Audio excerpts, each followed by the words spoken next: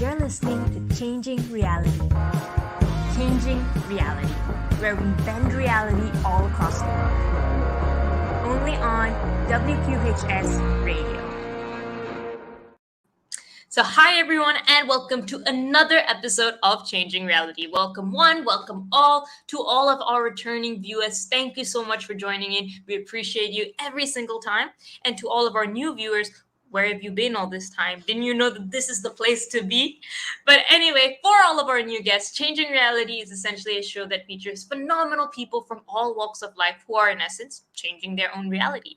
And through this show, we have the opportunity to hang out, interview social change makers, entrepreneurs, business owners, individuals with brilliant stories, to even artists, musicians, and thought leaders from all across the world, and many who have spent some time here on the Penn campus too. And by hearing their inspiring stories on how they managed to change their own reality and the world around them by proxy, in a sense, hopefully we'll uncover some little nuggets of wisdom that will help shorten our own learning curves and help us understand ourselves a little bit better. And this is a show that I wanted to do simply because I am a true believer in the power of stories. And I feel like there are so many amazing people out there who do phenomenal things and make waves in the lives of those around them. And I'm very passionate about uncovering those stories and learning how they manage to do that so that hopefully we can all share and care, learn a little bit from their experiences, and find ways that we can replicate that makes sense to our own journeys. As someone who's benefited from stories itself, it's especially personal to me. My whole life has been possible in a way because of stories. And to share a little bit about who I am, your host for today, my name is Harsha, and I actually personally founded a youth movement called Ascendance back home in Malaysia, which is where I'm from, that collaborates with our Malaysian Ministry of Education and over 28 different countries to help provide an alternative education platform for any student who wants to change their reality. So we work with students from elementary to college through various sessions, programs, experiential learning activities, and even projects that help them discover themselves and the world around them, start their own careers, and get hands-on experiences in the things that they love, helping students to date be able to figure out what they love and also start their own careers while they're still in school. We've been fortunate to work with over 50,000 students in over 1,000 communities and as I said, 26 different countries up until today, and help students themselves incubate and run their own projects and social enterprises that are fully run by students as young as 8 to 20 years old. So that's how important stories are to me, because all of that was possible because of kind individuals who've been willing to share their stories, tell us about the mistakes, the good things, the many experiences that they've had that have shaped and forged their paths, and at the same time been willing to take the time out to be vulnerable and share what made a difference to them. So similarly, I hope that this show is that same platform for all of you, and that all of you watching this today also would have the ability and the opportunity to learn from these speakers and implement some of the things that they talk about in your day-to-day life. And at the same time, if you have any specific topics, experiences, conversations that you want to have, please do reach out, and we'd be more than happy to see how we can incorporate that in our show. So on to today's speaker, we have someone who's actually truly, truly phenomenal, who has an amazing story about, picking something to do for your college, for your career, and pivoting, making amazing progress in a career and growing in the field that he chose eventually, as well as, he's also a Wharton MBA, a very recent MBA who graduated, I think, just last year. So someone with a very unique perspective that answers many questions that we are probably asking ourselves right now. And he's also formerly a director at PwC, so lots of corporate experiences to learn from there as well. And as I said, he not only has an MBA from the Wharton School, but also has a Master's of Engineering from Cornell University. So without further ado, let's welcome a very exciting guest speaker onto our virtual stage to hear his experiences and learn a little bit about how he managed to navigate life as well. Let's welcome Rohan to our virtual stage. Hey, Harsha. How are you? I'm great. How are you doing? I know you were just telling me about your week before we started, right? Yep. My week's been going great. Not as exciting as yours. You've been traveling halfway around the world. That sounds really exciting. But real excited to be here to talk, share my experiences with the pen community and everyone who's a part of this great show. Thank you so much. I'm very excited to have you on the show as well. So I was just saying earlier, I'm from Malaysia, and being at Penn has been a very huge culture shock for me. So I'm actually very curious to hear a little bit about your story and how you started off. I think you also started off, I think you're from India, actually, if I'm not mistaken, which is very near to where I'm from, a much closer time difference. So tell me a little bit about, how did you get started in a sense? You have an amazing career in finance today. You have an MBA from Wharton, but you also had a career in engineering, and you also had, a slightly different path when you started out.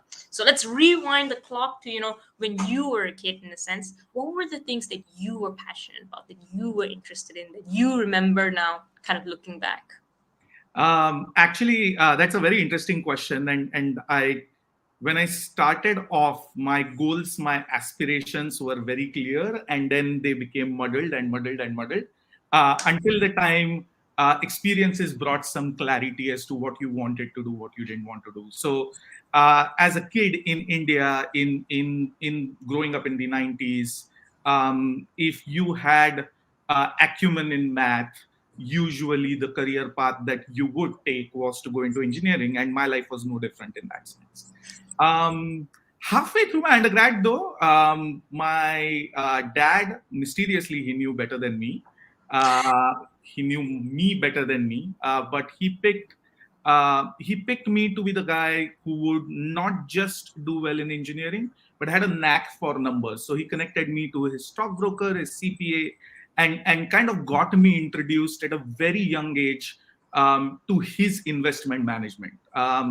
I was 16, 17 at the time when I started small. And by the time I grew into liking it, I was already into my undergraduate studies. I was already pursuing computer science at the time. Moving away from India, the second part of that story, I had two choices. I had the choice to double down on my engineering background or to move into a more investment management, financial services kind of a background. And I weighed the pros and cons of sorts. My career is a story of mistakes, doubling down on some mistakes, learning from them. But one thing that's universal, that has been universal, is when my learning stops, it's time to move on. It's time to make the next mistake. So I actually doubled down on what I would think was a mistake at the time and doubled down on my engineering career. It's something that I was reasonably good at, but not something that I saw myself doing for the next 25, 30 years of my career. However, I never really lost touch with the core self of investment management. I kept following the news, I kept following the industry. Even during my grad school at Cornell, and I'll come to the culture shock part of it in a minute, I actually experienced a meeting with industry leaders that shaped my thought process a little bit, even as I was going through this massive culture shift, moving from India all the way to the States. Regarding the culture shock part, yes, there was a massive culture shock, and still there are times when I reflect back, if I could have done something better. One thing that always stands out to me is I wish I reached out to people who had similar stories a lot more at the time. It would have given me perspectives and would have reduced some of the intensity of the culture shock that you face. It would have given me perspectives as to what you can do, what you cannot do to reduce the number of surprises. When I came into grad school, I was, safe to say, very green, safe to say very new to a lot of experiences. And at my grad school in Cornell, the master's program or the graduate school was a compressed program, very long hours. You had to do 30 credits in the span of 2 semesters. So you had to run around a lot. And you had to also at the same time go through interviews, meet with prospective employers, think about your career, think about where you want to take it. So soaking all of that in, especially the first couple of months in the country, was particularly challenging. But I've always maintained, if you don't learn, if you're not learning, then your growth stops or your growth caps, and that was a particularly exciting time for me to learn. That is very exciting. I have so many questions just from that itself. But I'm gonna go back to the 16-year-old you for a second, in a sense, and handling this whole stocks and this whole investment portfolio. I know a lot of friends who try to learn about back at home in Malaysia, where they try to learn about the stock market. They try to play a little around and make some experiments, try things out. I also know some friends in Penn who do this. I know both of them probably have the same success rate no matter where they are in the world, and in terms of learning and getting good at it, in a sense. You, from our previous discussions, and I won't disclose too much, but were reasonably successful, and I would say extremely successful for a 16-year-old. How did you even begin to learn about that, in a sense? Did you enroll into the first finance class, or was this something you learned through trial and error? Actually, a bit of both. I'll be very honest. My best teacher at the time and even today is learning from experiences. You don't lose money or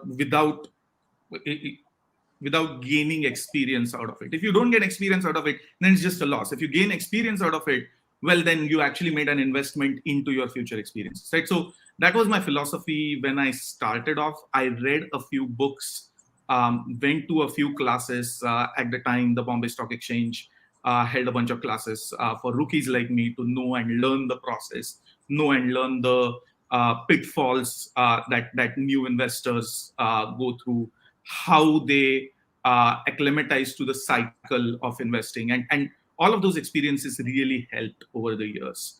As a 16-year-old, when I started off, I started small. It's one thing that reduced or took down the pressure from potentially losing money. Started very small. The first 6 months or so, I think it was the equivalent of a couple of $100, right? It was very small, very slow. But my dad was a fantastic coach in that regard, right? He basically introduced me to the process slowly, and then when he realized that, okay, I've learned the ropes, he started increasing the involvement in his portfolio to a point where by the time I was 19, I was basically running the portfolio for him. No, that was very cool. And I'm sorry for focusing this because you have so many other brilliant things. But I was recently in Singapore, and one of the conversations that we were having was for the Money Awareness and Inclusion Awards, and they were saying something about how important financial literacy is for people, especially at a young age, and actually all ages, but at formative ages, in a sense, 16, 17, 18, 19, because that kind of sticks with you, and that way of thinking sticks with you. So another very I would say interesting way of thought that I've always thought was a little different from finance was engineering. So tell me about the struggle internally of you, of kind of bringing together these two different ways of thought, and how do you think that has shaped the way you approach even today's problems, or today's issues that you see? Because I'm sure after 6 years of school, you have a decent on engineering mindset, in a sense, and being having some natural talent for finance, those two probably conflict or come together in different ways that I may not be able to see. Actually, those two come together very well because they happen to use the same side of your brain a lot. It's very engineering helps you build a very structured, very precise process model in your head. Every class you take has a very precise set of assignments or set of things that you have to do to succeed. And investing in terms of discipline is no different. It's as one of my favorite people to follow, Warren Buffett, always says, people are looking to get rich fast, but getting wealthy slow is incredibly simple. You have to just do the boring things over and over and over again. And a lot of what engineering taught me was those building blocks, right? You do those blocks well, you do those blocks repeatedly well, and your success compounds. So those two things came together in my mind almost that way. And when I was going through my undergrad in my final year, I found a couple of friends who were equally interested in the investment management space. Actually, both of them work in the investment management space now.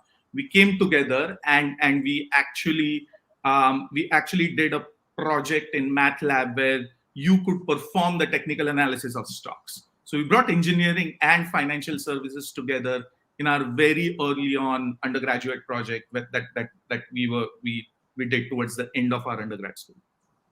Oh wow, that is very cool. And I'm so glad I asked. And I love that quote that you said, getting rich slowly, it's just about compounding the interest of the boring things you do. I always complain that, I do a lot of repetitive, boring work in my team because I'm the most untalented. So some people are, very creative, very good and all of that. I do the mechanical stuff. So you know what? I'm gonna quote this in my next meeting and be like, guys, I'm getting rich slow in a sense. It wasn't me. Rohan told this, okay? So he knows what he's saying in a sense, okay? Very cool. Uh, and, in that moment in grad school, it was also, I think you did your undergrad at University of Mumbai, and then you went over to, Cornell. I did not go to any very cool, prestigious university like University of Mumbai while I was in Malaysia, but still I got a culture shock of my life, just coming to a new environment. How's it like for you as a student? You're moving to a different, like literally as far like halfway across the world. I'd always grown up watching, American TV, and it was still very different when I landed on campus and it was, interacting with people and, seeing things. And I think for the first couple of weeks, everything that I was doing, I was like, this feels like I'm in a movie, or this was not expected. Or so what was your experience like, taking in a new environment?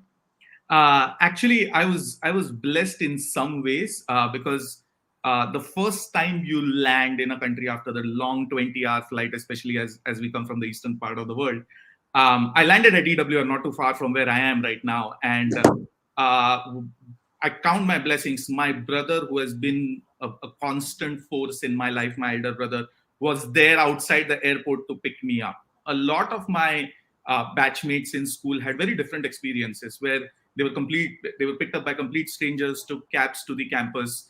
A lot of that was alleviated for me in the first couple of days. We hunted for apartments together. My brother knew the ropes. He knew the country. He was pretty well settled in by that point. He was here for 4 or 5 years.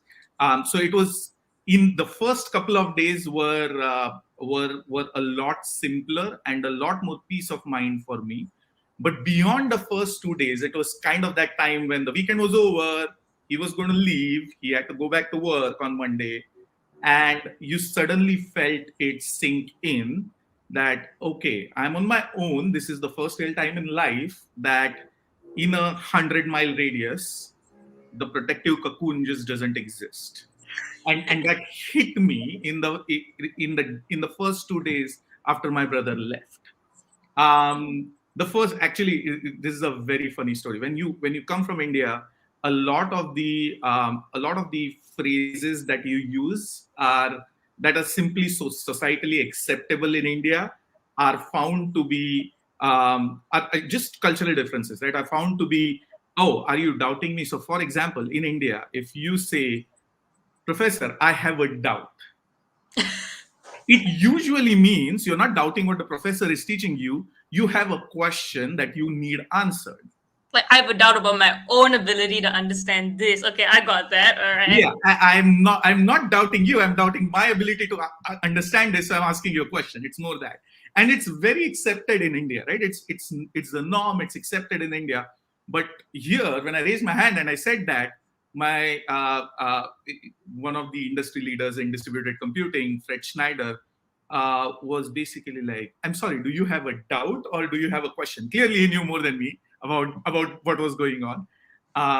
And I was like, I need a question answered. And he was like, well, that's a question. That's not a doubt. Doubt means you think that I'm teaching something that doesn't make sense. I'm like, oh, I would never presume that.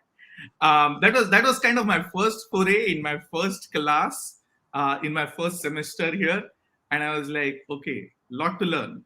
And the most challenging, mentally challenging aspect of the first month or so at school was because of the way our course was structured. A lot of the grad school courses are a couple of years, so you get yourself time to soak in the culture fully before you have to go for a job, or you have to do things that would materially impact the 10 years of your life.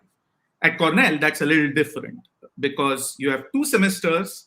You come in fall, you graduate the following May, which means the fall career fair is where you start looking for jobs, where you start talking to prospective employers.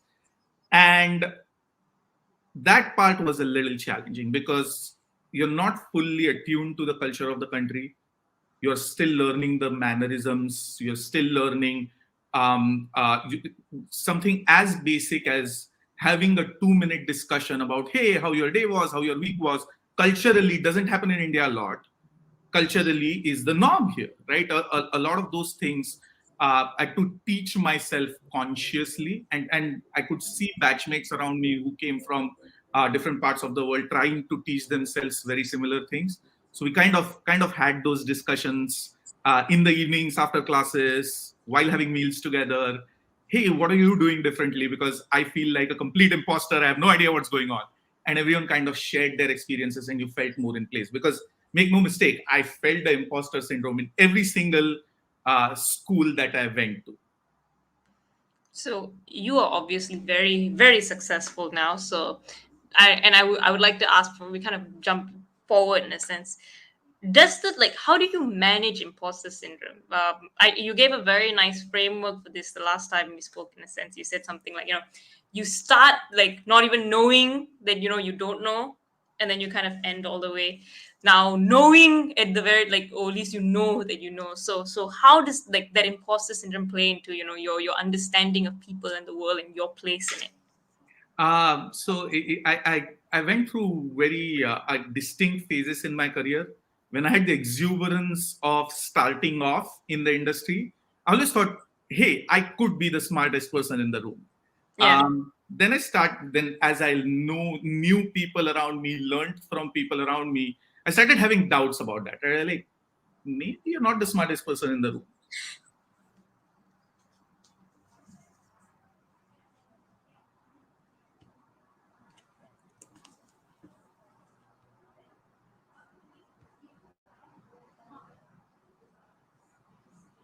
Oops, I think we lost our Sorry, network for a minute. I think we lost a little connection there, but sorry.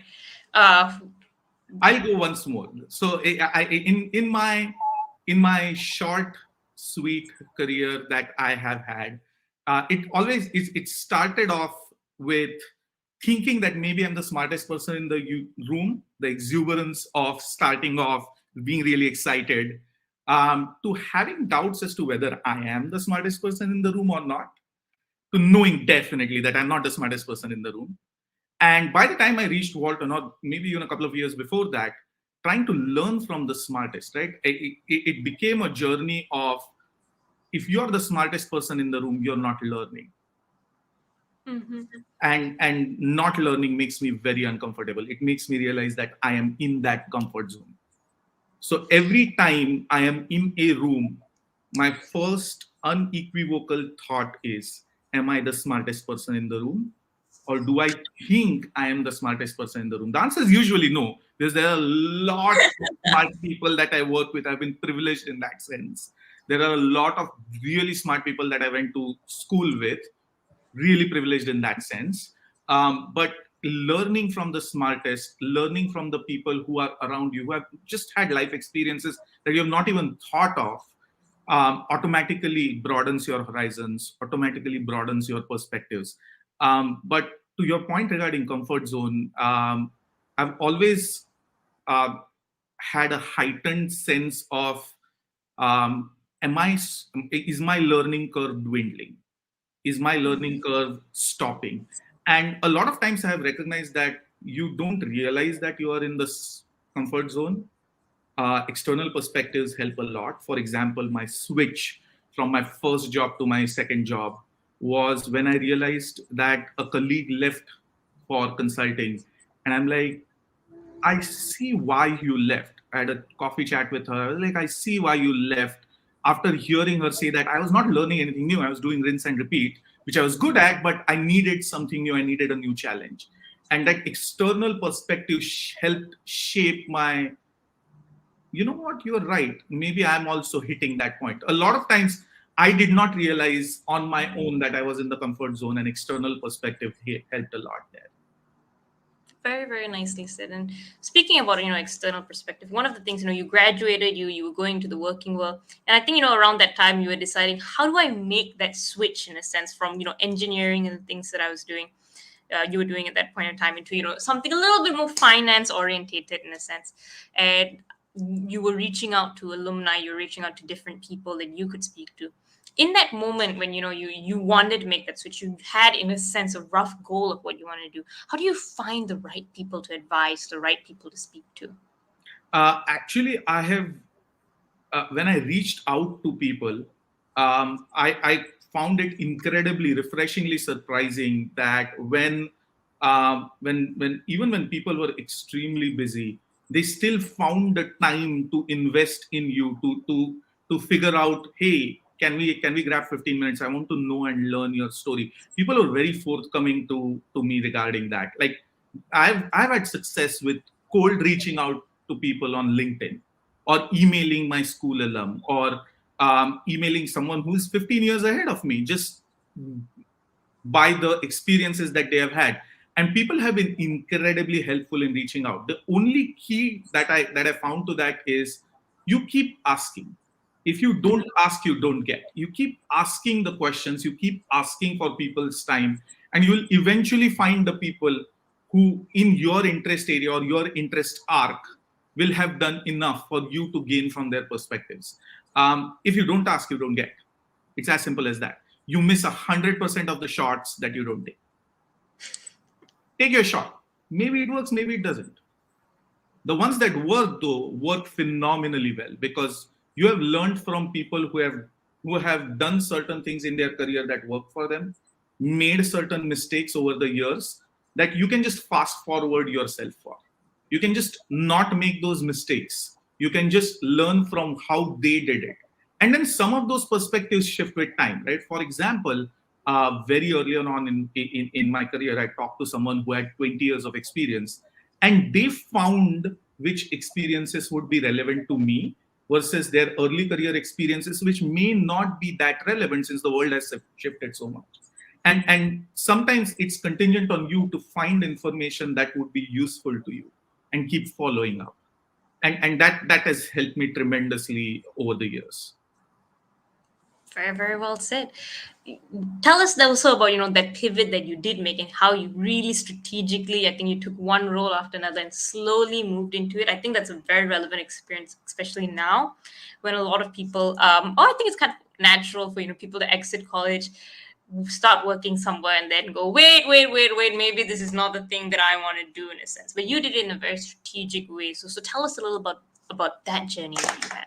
Yep. I actually started off as a slow pivot. The way I started off my career was undergraduate in computer science, grad school in computer science, all while knowing and understanding the ropes of the financial services industry, all while knowing and understanding that that is something that I want to be aligned with eventually. And all while knowing and understanding that I have to make a conscious choice at some point to try and approach my career a little differently. A lot of my engineering friends are very happy writing code for the next 10, 15, 20 years. I just realized that that wasn't me. It's something that I could do if put in that situation. But if given a choice, I would actually want to move away from it. So I thought of my pivot as a slow but long-term thought process kind of a pivot. So the first half of my pivot came into moving in the industry sector that I wanted to be a part of long-term financial services. So when I graduated from Cornell, I had a couple of job offers in tech, and then I had one job offer with a firm that was a platform for asset managers to send their trades to the market.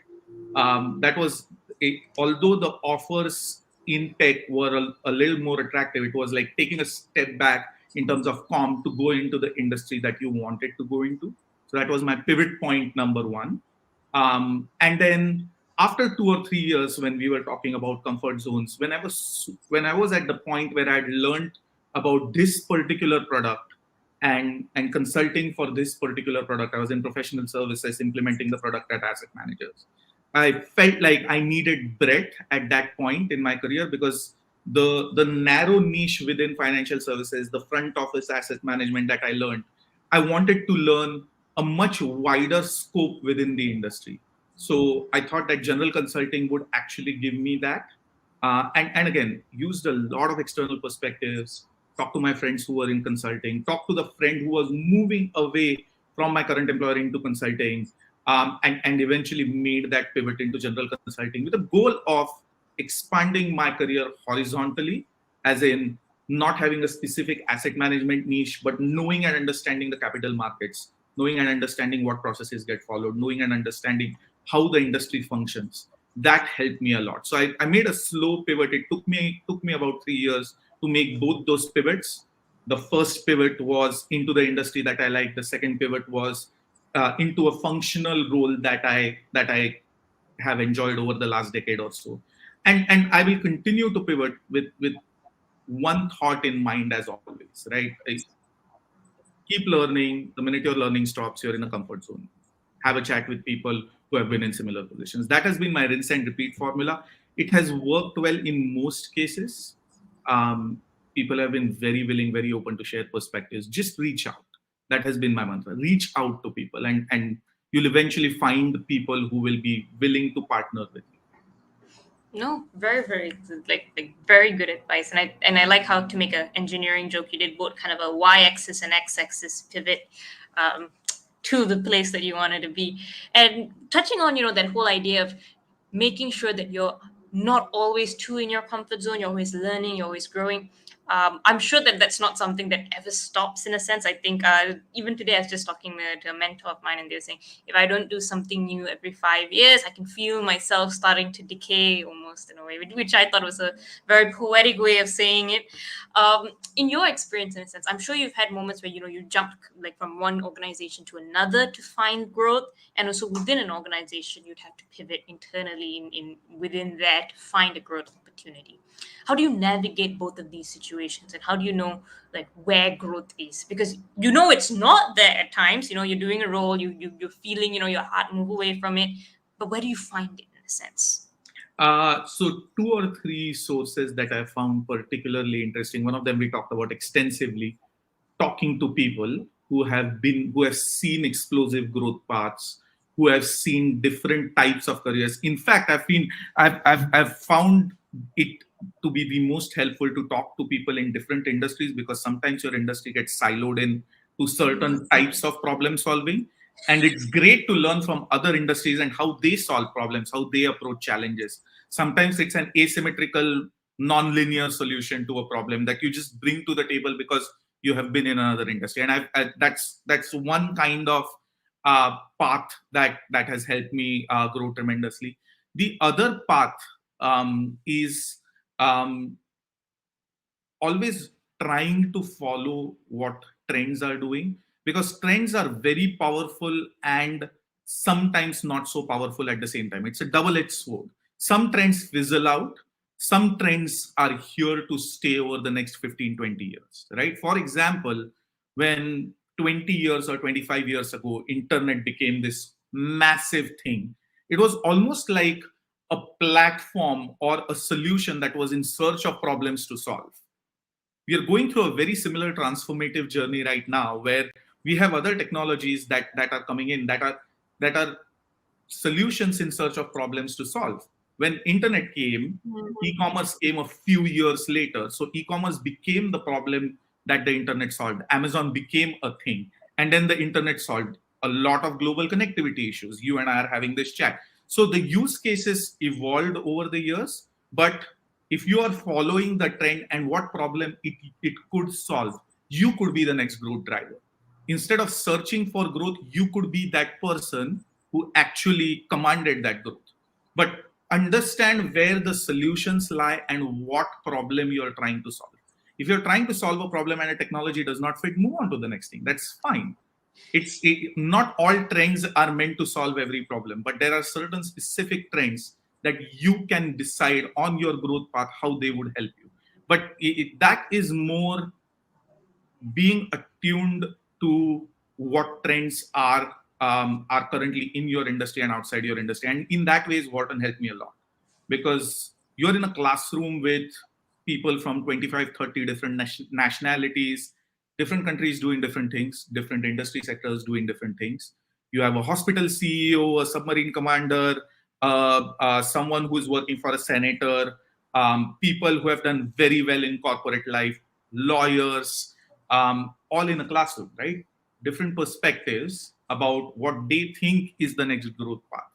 And then you can think about how you want to bring people who think like you together. So long-winded answer, but two or three sources. One, you could potentially reach out to people already in your network. Two, you could follow trends that help align with your goal of solving a certain set of problems. Or three, reach out to people within your industry for more perspectives as to how they approached growth. Because sometimes that brings you to, oh, I also want to go through that growth path. And then you follow that. So there's no one size fit all answer, but there are answers that would help you at different points in different career paths. No, I think that was very comprehensive, and I think it gave me a couple of notes of what I should be doing different. So thank you for that. Why choose to go to Wharton after that? In a sense, like, of course, um, we know this. Like in hindsight, there's a lot of value and a lot of great stuff. But the idea of going to business school, it's still adding another thing to your schedule. It's still something additional that you've got to put a lot of effort and love and energy in a sense. So what kind of motivated you to make that decision? And as you said, it's a volatile and exciting place full of many different people with many different experiences. So how did you kind of make sure that you were tapping into the most when you were there? So two-part answer, right? One is going to Wharton has been a long time thought for me, especially since I wanted to make the pivot from engineering into financial services, and which better school to go to for that. But over the time, my goals regarding business school and why I wanted to pursue a business degree changed. When I started off my career, in the first 5 years of my career, I wanted to pursue that MBA to actually make a functional shift. And when I realized that functional shift already happened into year 3, 4, or 5 of my career, I was like, I no longer want to go for a functional shift. I want to go because I am in an industry where you keep meeting with folks in financial services all the time. And these are some of the smartest people I know. Fantastic growth paths, fantastic thought process. But the one thing that I kept missing was people from other industry sectors, people from other walks of life, people from other phases in life, business owners, people in government. I did not have exposure to those people. And that is something that I felt was a missing piece in my career, was a big driver to go into Wharton, actually. And at some point, you start realizing that the stronger your network, the stronger the connections that you make with people who are doing different things, the better off you are learning from them. So a lot of times I reached out to my batchmates for help on topics that they had done for many, many years and could just answer in 5 minutes. And I just was struggling with it, right? So my goal of going to Wharton when I started off was very different from when I came out of Wharton. Started off with making specific career choices, trying to learn specific things that would accelerate my growth path, to knowing more about different career thought processes, how you approach life, how you approach careers, how you.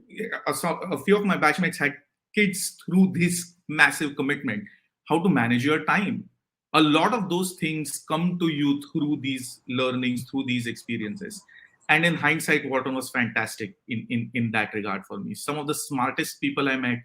The first 3 months was imposter syndrome, as usual for me. Like every single school that I go to, every single job that I take is always an imposter syndrome. Until I realized that everyone was having a similar imposter syndrome. And I was like, wait a minute. These are some of the smartest people I have met and they have imposter syndrome. Maybe imposter syndrome is something that you should get comfortable with. Oh, that's a nice way to put it. If the smartest people are having imposter syndrome, then maybe the syndrome's a good thing, It could be like a sign. Okay, I like the way of looking at it. I started looking at imposter syndrome completely differently from that point on. So next time I don't have imposter syndrome when I'm like, oh, I'm so comfortable here, like everything's going fine. I should stop myself and go like, oh wait, something's wrong here in a sense. I'm not feeling uncomfortable. That's a good metric in a sense. So to anyone who feels they're finally getting their rhythm, I'm sorry to break your heart. I think it's time you take a little bit of a reevaluation, start having those conversations in a sense. Um, we're I'm very surprised. We are running towards towards the end of our interview right now, and I wanted to spend some time on your reflections, on your experiences that you feel were very formative. You work in a role where I think you've done so many different things in your time at PwC, even before that, as we spoke about briefly in a sense. For someone who comes and brings so many different ways of thinking about it, the finance way, the engineering way, in a sense, what was the biggest lesson you learned in a sense that helped you in your corporate journey or in your journey in an organization? Because you've obviously been very successful at it. You today you're a director, you're very exciting in that role in a sense. What has been the thing about you that was different, or that you did a little differently to get to where you are today? So two things, and both are kind of linked with one another.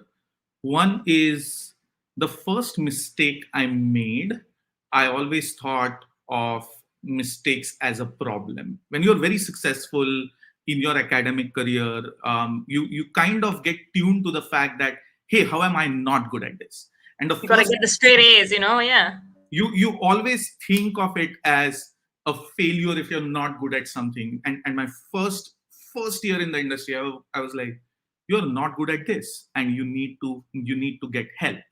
um, a lot of times we think of mistakes as end all be all, but I've found in my career that mistakes are extremely helpful if you approach them right.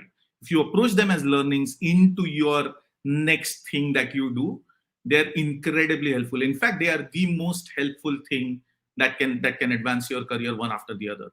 Take those feedback points, take those criticisms from your peers or from people who are your bosses, your vendors, people you work with. Take those criticisms sometimes. Take the message, not the messaging, because sometimes messaging comes from an emotional place. The message, not so much. The message is cold and straight. Here is what you need to do. A lot of times, those mistakes drive us towards things that you have not even thought of were possible in your strengths. And that's something that I learned very early on, and has helped me tremendously. The second thing that I have learned, and we touched on comfort zones a little bit, is sometimes it's okay to be in the comfort zone. Especially when you're coming out of college, you want to do a lot. You want to advance a lot. You want to progress a lot. That's a fantastic goal to have. Coming from someone who always wanted that and still wants that, that's a fantastic goal to have. But over time, I have started to realize that there are certain moments in life, that there are certain phases in life where you want to pause, reflect, take the time. If you're in a comfort zone for those couple of years while you are doing that, while you're figuring out what you want to do next, that's not necessarily a bad thing. Sometimes you can accelerate very quickly if you know exactly what you don't want to do.